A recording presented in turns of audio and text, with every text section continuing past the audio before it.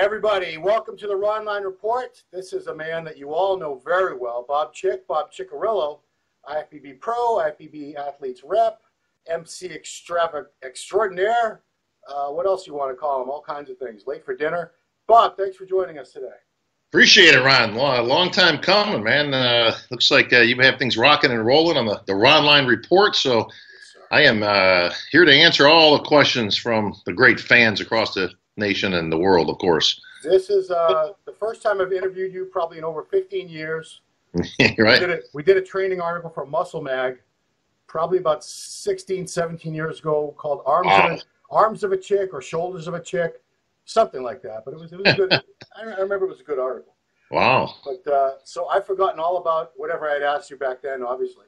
So before we get into all the member forum questions, I want you to tell the story of how you got into bodybuilding back in the late 70s, I believe it was, up in Rochester, New York. Yes. Yes. 1979 was actually my first competition. So I actually caught the late 70s. I started training in the mid 70s when the pumping iron came out, all that stuff. Actually, ironically, the 79 show, like I said, that was my first show. I just turned 13. I started pretty. I actually have. I don't know if you can see it. I can turn you here. I've actually got the trophy somewhere, but I've actually got the ribbons. Wow. Yeah. See if I can get them up there. That's awesome. Yeah. And these were body part trophies. You'll remember those fondly, Ron. They didn't have them. That was AAU. That was the old days. Yeah. But I actually got the ribbons still and the trophies around, so it's a little dinky little trophy. But yeah, the first place ribbons for body parts. I won best arms, most muscular, and best back. July 14th, 1979. Ironically, I lost a show, so it was my first bit of politics into the in my very first show. So if you were 13 at your first show, when did you start training? Oh, geez, I started about 12. I was probably training about a year. When I.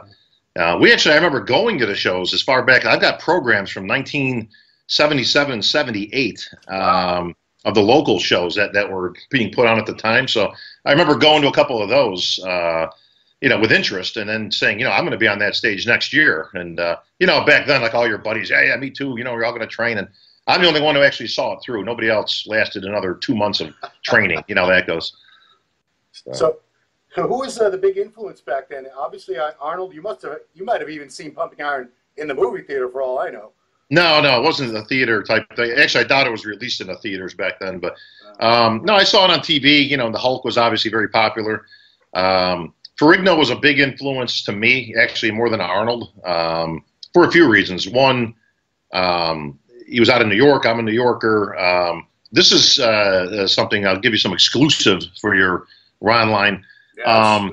I actually, of all things, especially for somebody who would be speaking for a living, I actually had to go to a speech therapist when I was a young kid because I had a problem speaking. They thought initially I might have had hearing problems because certain letters would not come out properly, like R's and the different. Some of them still don't come out properly. Some people would argue, but a little more manageable. But yeah, so I actually had to go to a speech therapist for a while to kind of get my tongue straightened out. And so I kind of identified with Big Louie because he obviously had some hearing issues and, his speech, and he would take a lot of flack for that, which I did as a kid. Ironically, like I said, I would end up speaking for a living. So, but yeah, that was a great time in bodybuilding. I mean, it was all over. I mean, pumping iron started it all. Arnold, obviously, then with Conan and all the subsequent movies, and Big Louie and the early days of what we would now call, I guess, the golden age, which there's been like 3 or 4 golden ages. Depends on who you talk to. So you were in Rochester. I know that was where Danny Padilla, the original Giant Killer, was from. Did you know Danny at all? Did you get to train with him at all? Oh, I knew Danny very well. We trained together as training partners with a friend of ours, Larry Baker, who was his training partner back in the California days out at Gold, the original Gold's Venice. Where they all trained together, Arnold, them, Pete Grimkowski, I mean, the whole crew, that whole iconic picture of all the regulars that used to train at Gold's.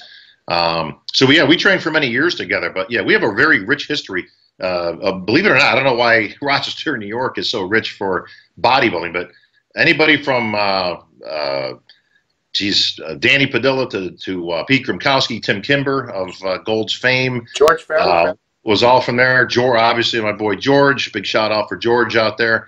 And then we had back in the day, back in the 80s and then in the early 90s, we had a slew of people that were national contenders that would come out. A lot of names people wouldn't know across the board, but there was some damn good bodybuilders in Rochester. Yeah, and I recall when I worked for Lou's Wick, there was a gym, Samson's Gym, that it seemed like all the big guys came out of over there.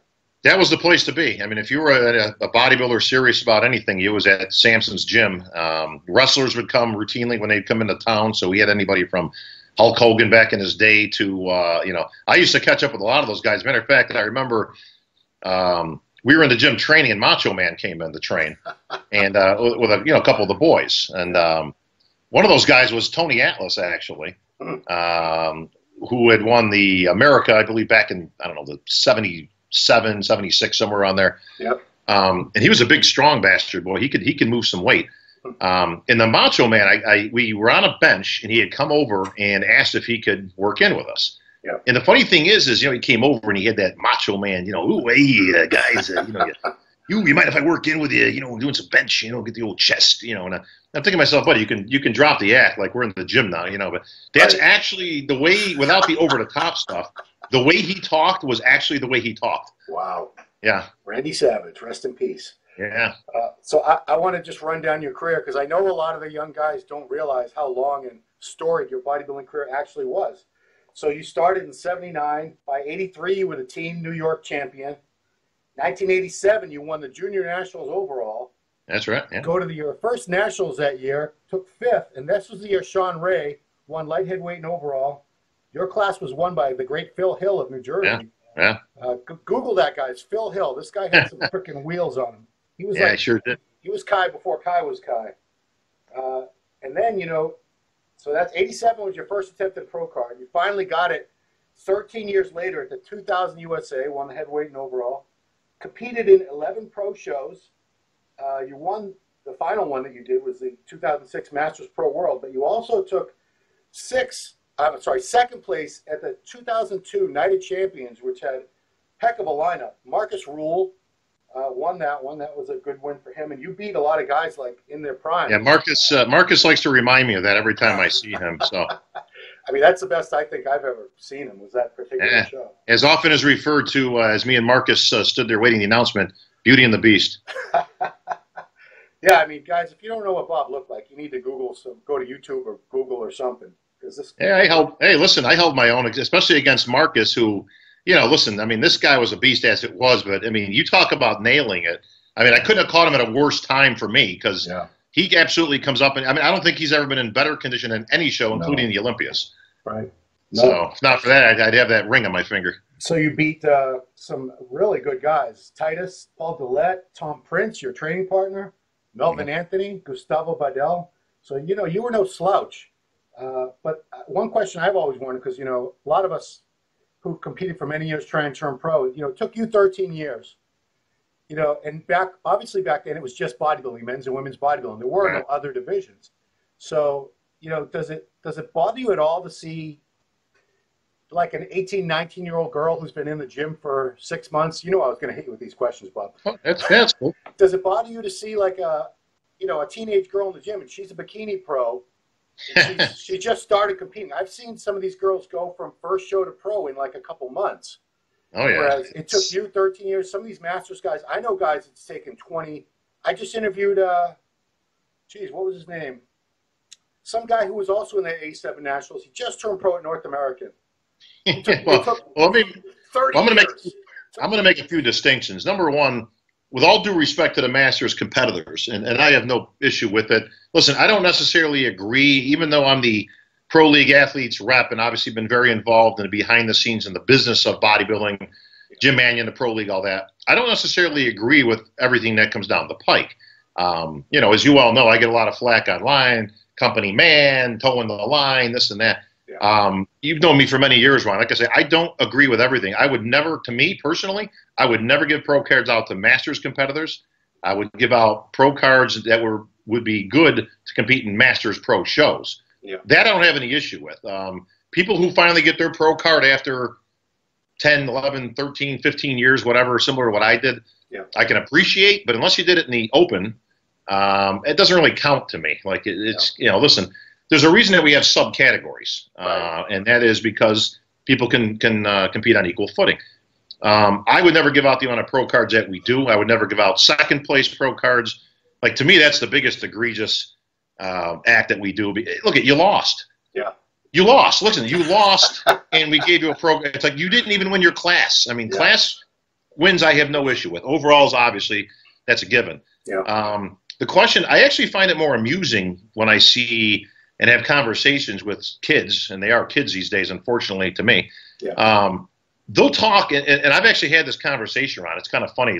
Just last year, I was talking to one of the new bikini pros, and she was overwhelmed and emotional, and she had just won, and this and that, and it's been such a long haul, and this and that. And it took, you know, something like it took her, I don't know, 6, you know, attempts at the thing, you know. So I'm thinking in years, you know. Yeah. And somebody was standing next to me, and they kind of started laughing because it became obvious. No, it took her 6 shows. And he kind of starts laughing, and he points to me and he goes, "You're talking to the wrong guy, honey." Yeah. 6 shows. She thought that was forever, you know, that it took her to get her pro card.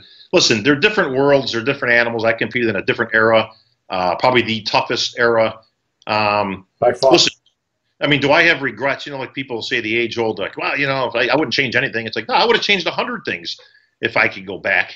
I could have, would have, and should have had my pro card all the way back in '89 when I took a second place to Johnny Morant at the USA, and just missed out there. Yeah, I mean, listen, ultimately, would I have done anything as a pro back then? No, I don't think so. Just because I don't think my physique was at a level at that point. Yeah. You know, and listen, let's face it. If I had to turn pro in '89 or '90, I would have been in the toughest era of all time of the pros. Yeah. So it wouldn't have been any easier. I may have been, listen, I may have competed in a few shows and then been gone, you know, so all things for a reason. Yeah. Hey, you know, I get a lot of flack for sounding like a grouchy old bastard. I'm 48 now, because I can recall guys, and I'm sure you competed against them a lot. Actually, you competed against all of these guys. All of them. These are guys that never turned pro. They tried for years. Matt Mendenhall, Edgar Fletcher, Rory Liedelmeyer. Yeah. Ken Castagnoli. You could name like 10, 12 guys off the top of your head that they would destroy 95% or more of everybody turning pro right now. But those guys, because it was a very competitive era, there was no super heavyweight class. Everyone over 198 was in the same class. That's right. You know, different era, different time. So I guess I'll stop crying about it. No, listen, we are grouchy old bastards. Unfortunately, when you get to 50 or thereof, we get put in that category automatically. Well, things were better and bigger when I was young, you know, and back when I competed. And listen, that just goes with the territory. But historically, you can't really ignore it. I mean, listen, it was a more competitive time. The classes were much deeper. You're right. We did not have a super heavyweight class. We did not have a cruiserweight class, you know, whatever they're calling these things now. Yeah. So, listen, it was a lot more competitive and a lot deeper. The difference between now and then was, let's just take the heavyweights. Let's take the '91 Nationals, by example. Sure. Still regarded today, undisputably, the toughest and deepest Nationals of all time. It was in Pittsburgh. The lineup was sick. I mean, it's literally a who's who when you look at it, with Kevin Levrone, who had just won the juniors coming out, Flex Wheeler, Paul DeMeo, rest in peace. Fourth place was a guy named Ronnie Coleman. He would go on to win a few shows. Okay. Fifth place was Matt Mendenhall. I was in 6th. Chris Cormier was in 7th. Edgar Fletcher was in 8th. Dean Caputo, you remember, from Ohio, was in the mix, and a couple of other names in there. Wow. The difference was back then is the overall guy turned pro, or the class winning, depending on whether you're at the USA or the Nationals. So that meant that, okay, one guy goes. Out of that crew, 7 or 8 of us had to move on to the next show or the next year. So there was always a overlap of top guys. Right. Like, you weren't out of the woods. It's not like you got rid of them, you know, in a given year. Right. The difference today is, because of the way it's structured, let's just go with the second place guy at the North Americans, all right? Yeah. So they both go pro. So now you're down to 3, 4, and 5. Well, obviously class winners turn pro at the other shows. Conceivably, in just 1 year's time, Ron, 1 year, you could be completely out of the top 5 guys and your leading contender, so to say, who might be the 6th, 7th, or 8th place guy from just the year before. Right. So that's how much it's fallen off in terms of depth. So while I get why we do what we do from a business standpoint and sign of the times, all that kind of stuff, I do think it waters down the amateur ranks to a degree, and then subsequently, obviously, into the pros. I hope people are really listening to this, because if they think, you're a company shill who's just a puppet of Jim Mannion or whatever, you're not. No, listen, I have routinely opposed things over the years. I have made provisions for the athletes to get their just due. The very fact that we even have representation, again, all this stuff gets lost in time, of course, that people don't do their homework and stuff. So that's why I kind of laugh sometimes at the idiots online who want to get on my case for things. And I'm thinking to myself, wait a minute here. Let's go back some years, all right? At the height of my amateur, or not amateur, I should say, my pro career, attempted, and I'm the only one to ever attempt to start a union for the athletes. Right. Now, this was not supported. I mean, it was supported in whole by a lot of athletes who all ultimately ended up not really supporting it because they were fearful for retribution or whatever. But a lot of the, quote, big mouths over the years, including my good buddy Sean Ray, who I've been very good friends with for the year. But listen, he was very vocal at the time about the injustices of the athletes. Lee Priest, who, listen, we loved the battle over the years, but Titus, who was very vocal at the time, none of these guys supported it. So when it came time to put up or shut up, they all disappeared. And I went through with it, and, we had a meeting just to even see if there was enough interest to have a union. But I put my neck out there for the athletes and still believe to this day that had we done that, we would have been in a much better position over the years. Ultimately, it's the athletes that have the control. Without athletes, you have no federation, you have no sport.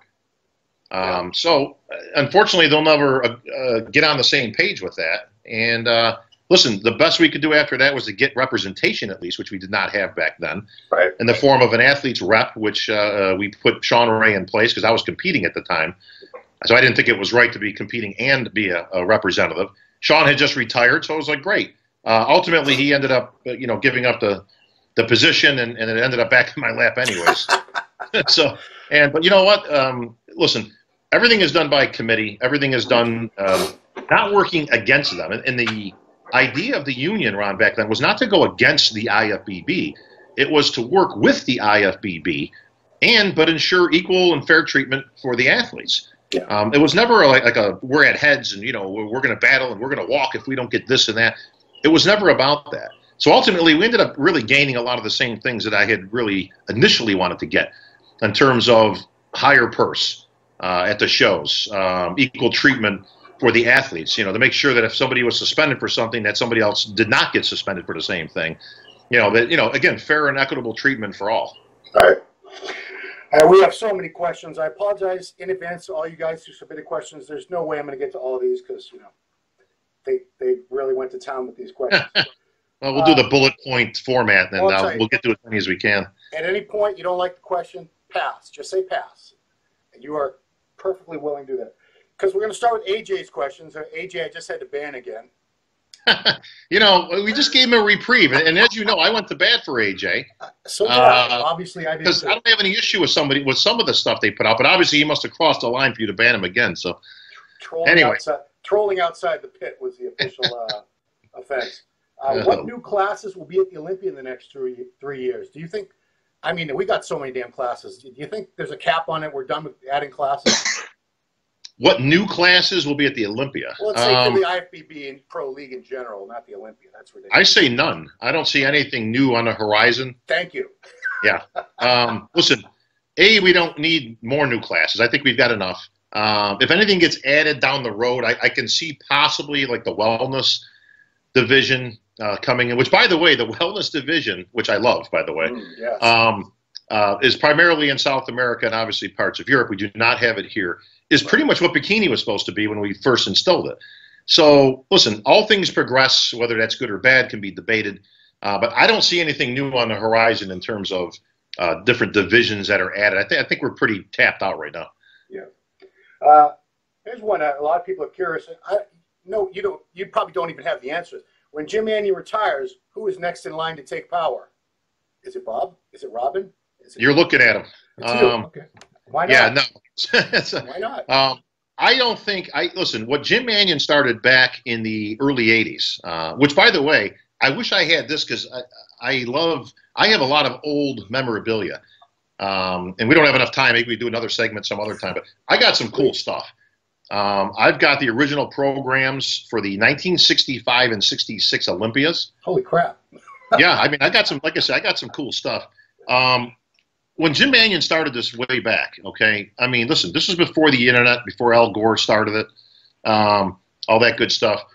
Listen, he was very much hands-on in a one-man show. I mean, he got support along the way, but listen, he'd get in the car and go to a state and meet with people and get a district chairman, and there was no internet to go, or you could just email somebody and, hey, you interested? So there was a lot of blood, sweat, and tears that went into forming this company. Now, shade to 40 years later, okay, we're in 2017, moving into the future. Jim Mannion, 73 years old. God bless him. I hope he lives to 103, which he probably will. Probably will. Yeah, he shows no signs of slowing down, trust me. This is not a one-man operation, and it hasn't been. While Jim is still our leader and the president of the federations, the bottom line is when Jim goes to that big gym in the sky or decides to step back, this will be run by a lot of people. And he has people in place that will take this. Obviously, the family is very much involved with JM, his wife Debbie, Tyler, obviously the next generation. Yeah. Was a very smart young man and is learning this business as he goes. And listen, you still got Big Steve, you still got Gary Udit, you still got Robin Chang, myself. So you've got some people that are involved that will take this on and carry on the legacy, much like Jim Mannion has taken on the legacy and the work of Ben Weider. That him and Joe started, back in the 40s. So if Jim ever decides to step back, or like God forbid we should lose him somewhere over the years, listen, it's all in good hands. And in my opinion, and again, it's just my opinion, it will be ruled by committee more than just a single entity, as it's way too big to be run by any one person anymore. Okay. AJ had one more question that I thought was a good question. Because you've been around the game so long, most impressive physique you have ever seen. Who impressed you the most? You got it. That's a tough one because I've seen a lot of physiques.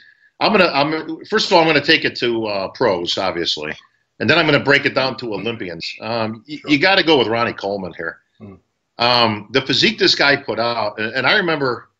I can't remember the year. Was it 2003 when he showed up at like 293 pounds at the Olympia? I get it mixed up. I think it was 03 though. I'm pretty sure it was 03, but me and my buddy King Kamali were in the audience at that Olympia. And when he walked out, everybody started laughing. Yeah. And we were hysterical. And it wasn't laughing like you were laughing at him. You were laughing because he was so enormous and in shape.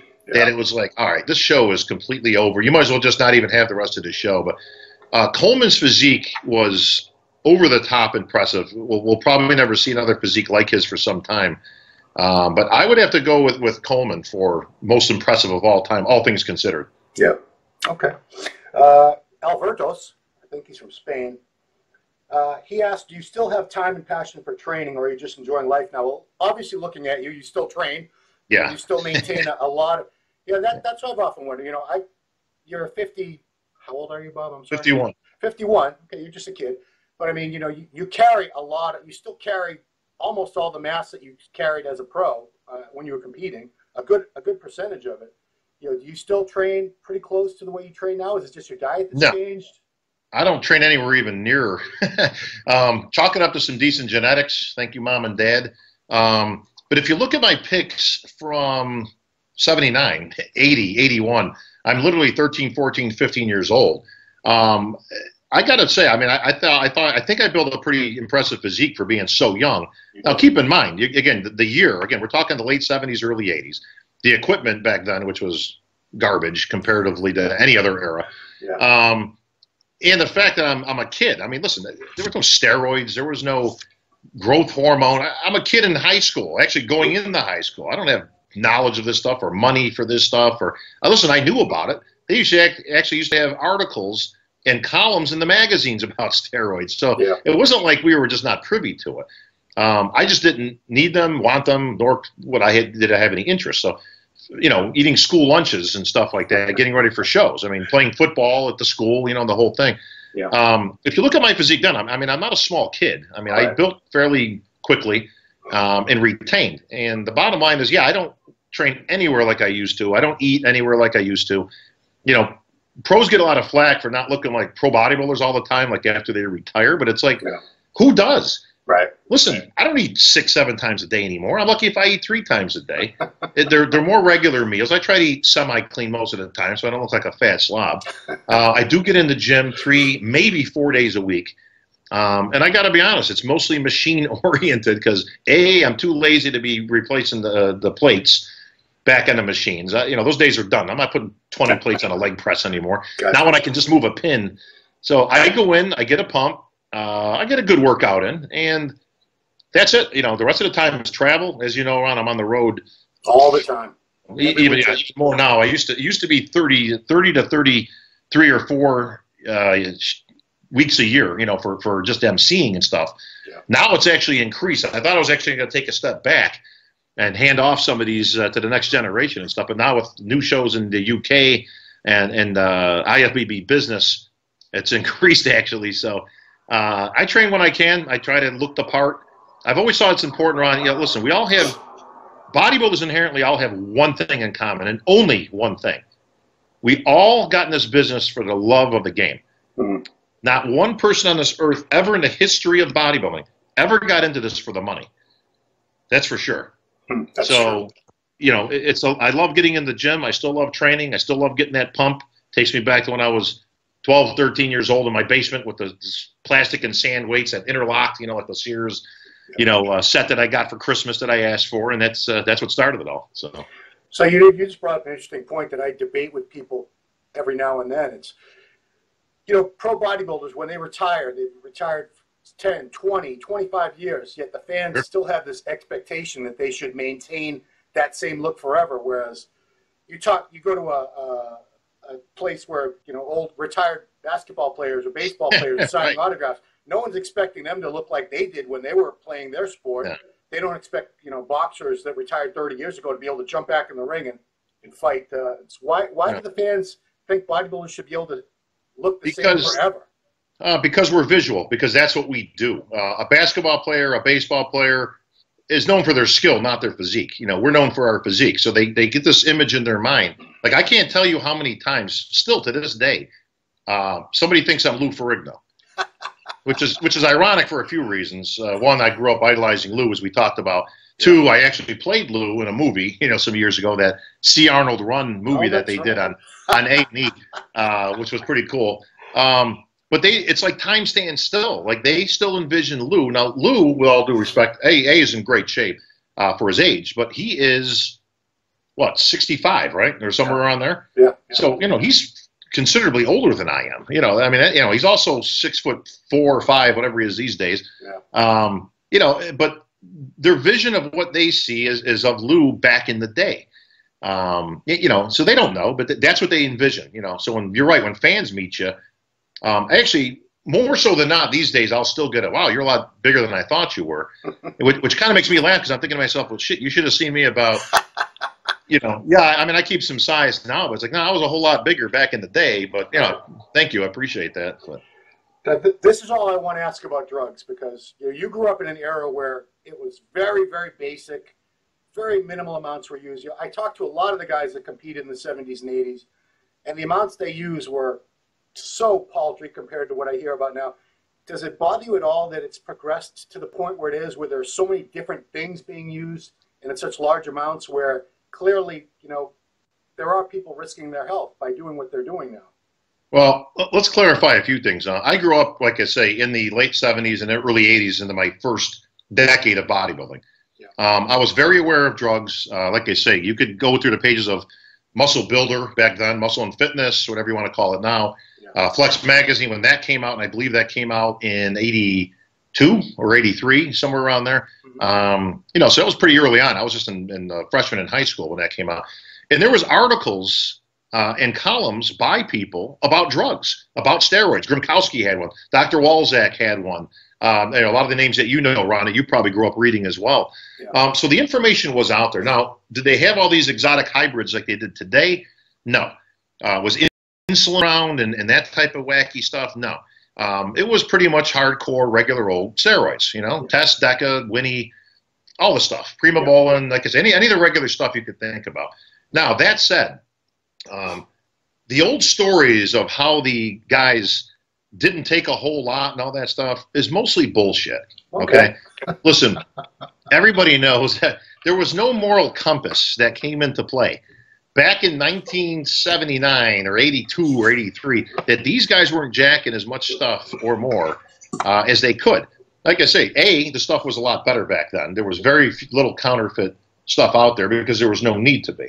Two, it was a locker room secret for the most part until Ben Johnson messed it up for all of us, getting caught at the Olympics and brought steroids into the modern era. Until then, nobody gave a crap about it. It just wasn't really discussed. Nobody cared. But to think that these guys weren't taking their fair share back in the day is not only naive, but I can assure you, like I said, it was not the case. And it wasn't too long after that GH made its appearance. Now, it was the old cadaver GH, which also probably had its drawbacks. Sure. But listen, it was around. So there's almost nothing that wasn't around then that's around now. Now, to think that like the guys today are just taking a lot more than the guys yesterday is kind of funny to me. The difference is, and what I appreciate about a guy like you, Ron, is you've been around long enough to have been a part of all these things and seen it. Years and years and years ago, I had made mention on some of the various sites that insulin and just massive amounts of eating was to blame for these big stomachs that we keep hearing about now. And everybody kind of laughed and, oh, yeah, that's it. Yeah, it's the food intake. Oh, yeah, it's the steroids. It's a GH. Listen, everybody took steroids and GH back in the day. You didn't see all these bellies are around. Right. You didn't see it. So it's not. We know it's not GH. Now, I'm not saying that might not contribute to some people. It all depends on how your body reacts. Just like not everybody reacts to steroids the same way.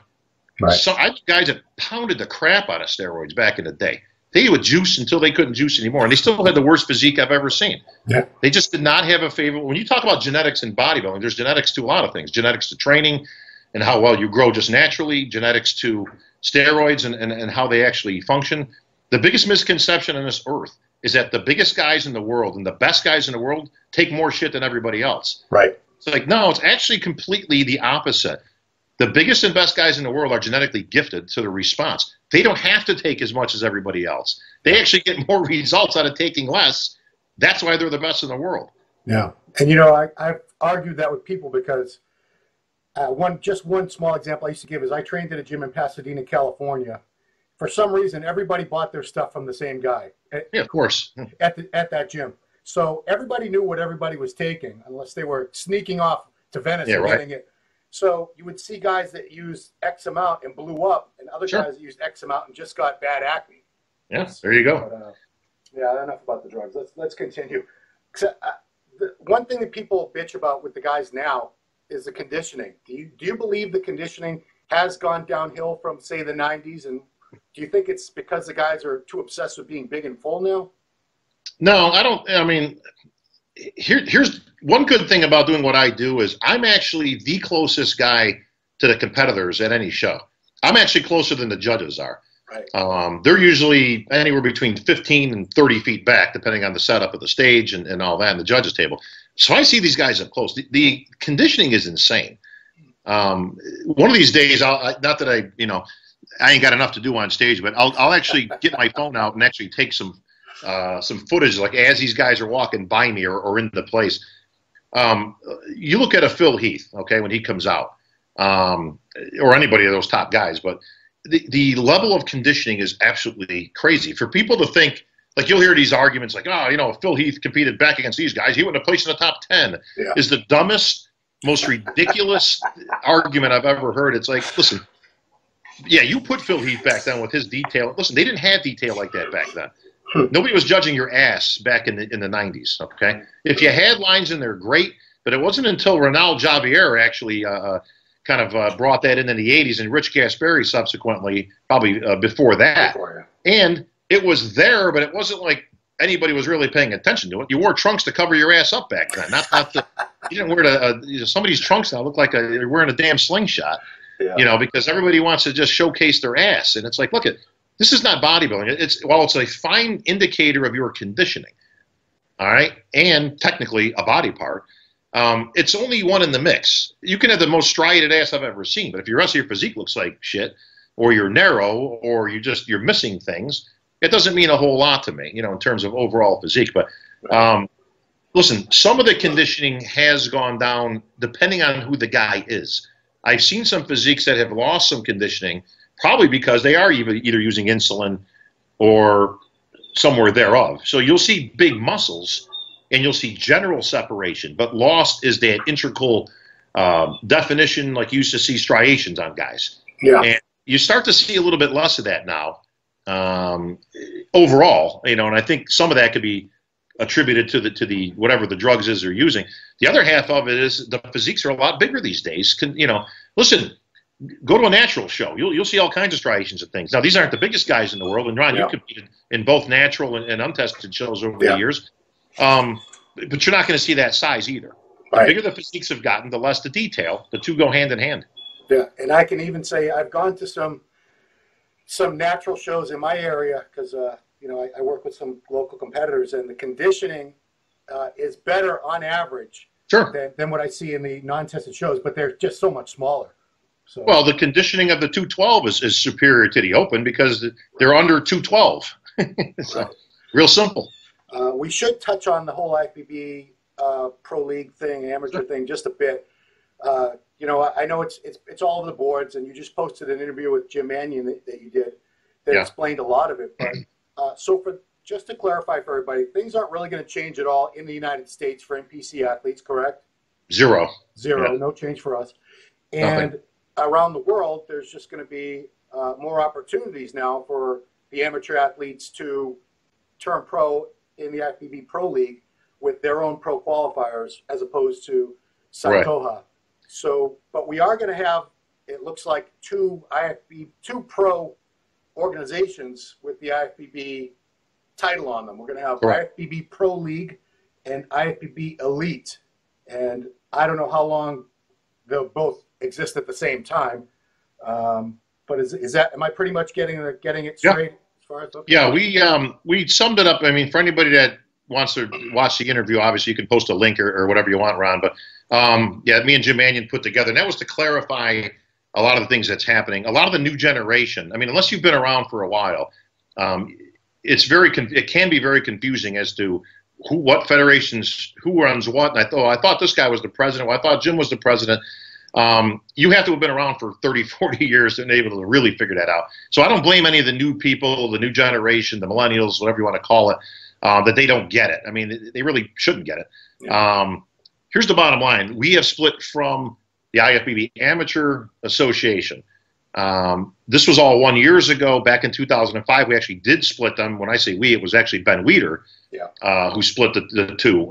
So we've been separate for years. So for people that think this is brand new, it's actually not. We have been run as separate entities for many years now.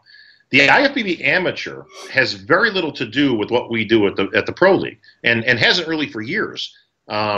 Do they have pro qualifying events? Yes, they do. They have very few of them overseas, which the athletes are the ones that get the raw end of the deal. Yeah. You know, here in America, obviously, we have expanded it greatly, and maybe, you know, to argument maybe too much, but hey, at least the athletes got a chance. And the other thing is we do what we say we're going to do. It's always been a very black and white system, which I emphasized in the video.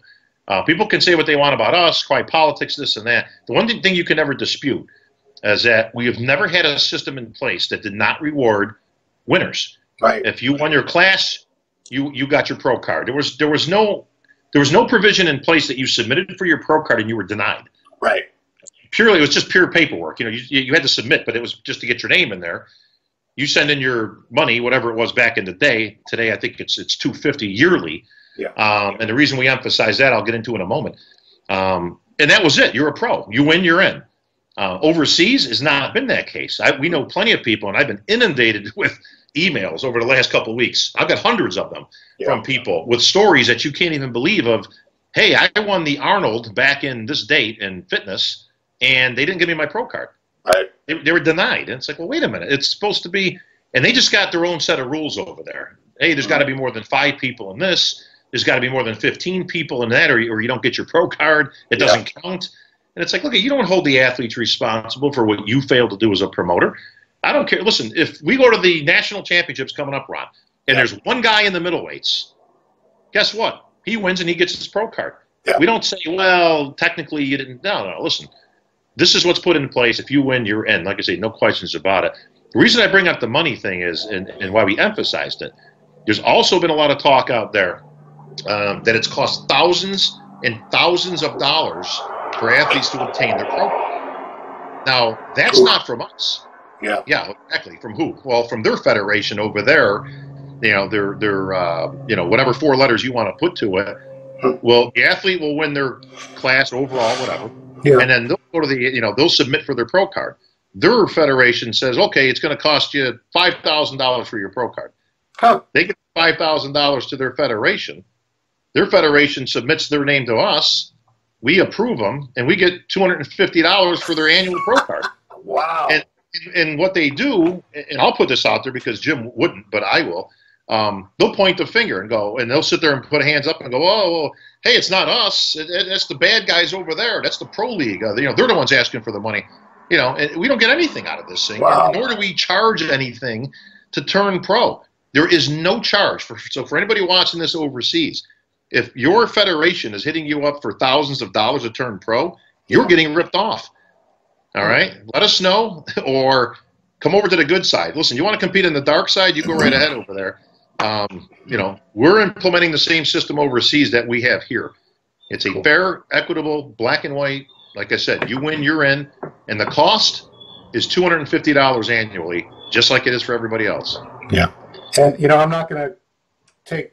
I don't want to be too blatant in choosing sides or anything like that because, I have to stay a little neutral as a so-called journalist, but. Yeah, I know you do. People talk shit about, politics, and there's all kinds of shady stuff going on in the IPV Pro League. But over the years, and I'm talking, if I go back all the time I've been following bodybuilding, anything I've ever heard about very strange decisions being made or questionable activity, it's majority of the time it's been places like Europe, Asia, the Middle East. Sure. It has not been, and it's been in the big amateur international shows. So Correct. Take that for what it's worth. I want to end with a couple more fun questions, since we just did all the serious crap. And you better have a whole bunch more stuff for me here, buddy. Where's all the juicy stuff? We're gonna have to do part 2, man. This is like Kamali. You could talk to Kamali for hours and hours. You're the same way. That's because that's my boy. That's why we were the Mamalukes back in the day, because we'd have fun in this game, and we wanted to split the difference between WWE Entertainment and IFBB Pro Bodybuilding. So King is still awesome. Still has a great view on the bodybuilding landscape. And if anybody's going to tell it like it is, it's King. So all the training partners you've had since you were a kid, who was the best training partner and why? Well, my buddy Larry Baker was always the best training partner. Like I say, he was Danny Padilla's training partner back in the day. He's an attorney out of Rochester, New York. We trained together for many, many years. I mean, he stuck with me through thick and thin. I mean, we trained for the majority of the years that I was still messing around in the amateurs, with different techniques and this and that. But, Larry's still obviously number one to me. He's a very dear friend of mine. And Tom Prince, of course. Yeah. We trained together. When I moved out to L.A., Tom, really kind of took me in and, kind of showed me the lay of the land out there, which was you talk about la-la land. I mean, it's a whole different animal. When you go from New York to L.A., it's a different animal and different world. I loved it. I mean, listen, I wouldn't trade it for the world. And Tom was he was a very interesting character back then. He took his training very serious. He was just the strongest guy I've ever seen. He would do insane stuff, Ron. Like we would get on the Smith machine, and we're going to do like incline chest press. Okay. He would load it up. We'd warm up and whatever. He'd load it up with 4 or 5 plates, which is automatically now, if anybody's on a Smith, is insanely heavy as it is. But he would actually start at the bottom. Yeah, which always was very odd to me because I can't do that. I mean, obviously I got longer arms than Tom, this and that, but I always had to start at the top of the movement, kind of get your bearings and, go down and all that. He would actually start at the bottom, which is crazy, you know what I mean? But he would do all kinds of stuff like that. But we, I'll give you one good story about Tommy. It's too good to pass up. So we're training for the Night of the Champions or whatever it was at the time, and we're in the gym, and Tom had a few quirks about him that were very specific. Like he didn't like people staring at him when he trained. And as you know, the worst place you can train in the world is Gold's Gym, Venice. Yeah. If you don't want people looking at you, because busloads of people would come in there with cameras, but he would yell at people sometimes for staring at him, which is funny. But we were training one time shoulders, and we were doing shoulders, doing this, doing that. We had one more exercise because he was very specific in the order of which he wanted to train stuff. So okay. And we walked from room 3 to room 1, the first room, at Gold's. Yeah. And he had this one piece of equipment, and one guy was on it working on it. And he's like, hey, man, what do you got left? He's like, well, I just started, blah, blah, blah, blah. So, all right, so we're kind of just lingering by the machine, hoping this guy will just kind of wrap it up. But he's taking a little bit too long. Tom goes, hey, man, come with me. So, all right. So I grab my bag. I start following him, right? And he's going out the back door of Gold's, where the good posing light area is. Yes. And we were parked back there. And I'm like, where the hell's he going? Are we just done? Like, maybe just screw it and we're going to go to the firehouse for a bob ball. Yeah, bob ball, that's right. So I walk out the door with him. He gets in his car. He's like, come on. And I'm like, what are we doing? I get in the car. We drive over to World's Gym, right, which was only a few blocks away, really. Yeah. We drive over to World's Gym, get out of the car, walk in, go to a specific machine, and finish our shoulder workout over there. Oh, this is the most insane thing I've ever seen. Oh, my goodness. That is pretty cool. All right, so the final question of part 1, because I'm going to have you on again someday, Bob, someday very soon. Too much good stuff. You did so much TV work, commercial work, film work. You got to work with a lot of celebrities, famous actors, actresses. Who was your favorite celebrity to work with and why? Oh, boy. This is the problem when you get It's probably when you get old, you got too many people to pick from, But I work with a lot. I mean, I actually did a infomercial with Jack LaLanne, and on Venice Beach actually remember he used to have his juicer, grind up all the stuff, and he was one of my favorites just because he was such a character. He was 90 something then, I think. Wow. And we were doing this thing, and the spectrum was we had to arm wrestle, and of course he was going to beat me, proving that his juice was clearly superior to mine. Right. And but the funny part was we were kind of waiting to set the scene and all that stuff, and his wife was there, Elaine. Oh, still one of my all-time favorite names, by the way, Elaine LaLanne. And he goes, he says, yeah, young man, he says, let me tell you something. He says, when you get older, he says, people think you stop having sex and this and that. He goes, let me tell you something. He says, we have sex nearly every day. And I go, really? He goes, yep. Nearly had it on Monday, nearly had it on Tuesday, had it on Wednesday. And his wife gave one of those eye roll looks like she has heard this joke 10,000 times over the years, But he was a lot of fun. Ben Stiller was a lot of fun, and dodgeball. Yeah. It's funny because there's people there that are their job is to make sure that the peons of the movie, the background, don't interact with the stars, because people go up and bother them and this and that. Yeah. And the funny thing is they were so enamored with me being a pro bodybuilder that Vince and Ben kept coming over to me, and we would shoot the breeze about bodybuilding. They were fascinated with and the people kept coming over, but they couldn't say nothing because they were engaging me in conversation. So right. It's kind of funny, but they were both real good guys, So that's just a few, but there's been so many over the years. Yeah. Did you, when did you stop doing that? You had a good run. Did you just figure it was enough, and did this stuff take precedent over it? Yeah, I mean, when I was in L.A., listen, the stuff's right there at your fingertips, and I did many commercials over there, from GMC trucks to oh geez, I don't even know. There were so many. Malcolm in the Middle, we shot, me and Chris Cook, the now famous Malcolm in the Middle episode where we got co-star status. Which we got to work with Bryan Cranston. Now Bryan at that point was one of the stars of Malcolm in the Middle, but he wasn't the superstar he is today. Going out, he was actually directing that episode. He was one of the nicest guys I've ever met. He actually sent us hats that had the actual date of the show that we put it on and all that stuff. Wow. What else? I Love You, Man. You know, I did. That was fun. Jason Segel, by the way, is about 6'6". So, wow. Really? Yeah, he's a lot taller than I thought he was when we met. Yeah, he's huge. So, you know, there's been a lot of fun over the years with all these things, but they're all in LA. If you're in LA, you could literally be on set every day if you wish to. And I wasn't one of those guys that went to auditions and stuff just because I hate the very idea of the cattle call, or, you know, and nor did I use an agent. Everything I always got on my own. Wow. Because an agent will send you to everything. Right. You will go, and if the park calls for an athletic-looking guy as a lifeguard, they will send you there because they only get paid if you get the job. Right. So they'll send you on everything, and you'll stand there with hundreds of other guys. You know, I never had any interest in doing that, so I just booked my own stuff, went to what I wanted to go to, and then once you get a few gigs, they know who we are, and they kind of, you know, they would call me for stuff. But once I moved out of LA, you know, I wasn't interested in really pursuing it to that degree. It was always just fun for me. Ironically, I'm in Atlanta, Georgia these days, but they do film a lot of things. The Walking Dead is filmed about 20 minutes from my house. Believe me, I've been trying to convince those guys. We know some people that work with them in some capacities, but I've been trying to get them to do like the super zombie thing where I can, you know, it's like enough with these skinny little, you know, carb depleted zombies. Let's go with like the super zombie, kind of the big muscular. So I don't know. We'll see. My fellow zombie fans out there will tell you that the Z Nation, which is on Sci-Fi, they've occasionally had some pretty big dudes as zombies. It's more tongue in cheek. It's not as serious as Walking Dead. Z Nation, everybody, check it out. Yeah, they filmed this in Sonoya, which is literally the next town over. I could be there in 10 minutes. So okay, keep pushing. That's my favorite show by far. Anyone that doesn't watch it, you don't know what you're missing.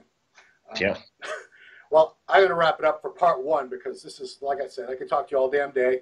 You have so much history, so much experience, so much knowledge, and you've got your pulse on what's going on with the sport today and everything that's changing rapidly. So I would like to have you on again sometime soon if that's okay, Bob. We can anytime, Ron. I'm more than happy. What I'll do is I'll get online and we'll answer. I'll individually get to a lot of these questions that I know a lot of the guys have asked, legitimate questions. Which I have no problem with answering and putting out there. So, yeah, anytime, buddy. Cool. More than happy. All right. So, for the Ronline Report, this has been part one of the Ronline Report with Bob Cicherillo. Thank you so much, Bob.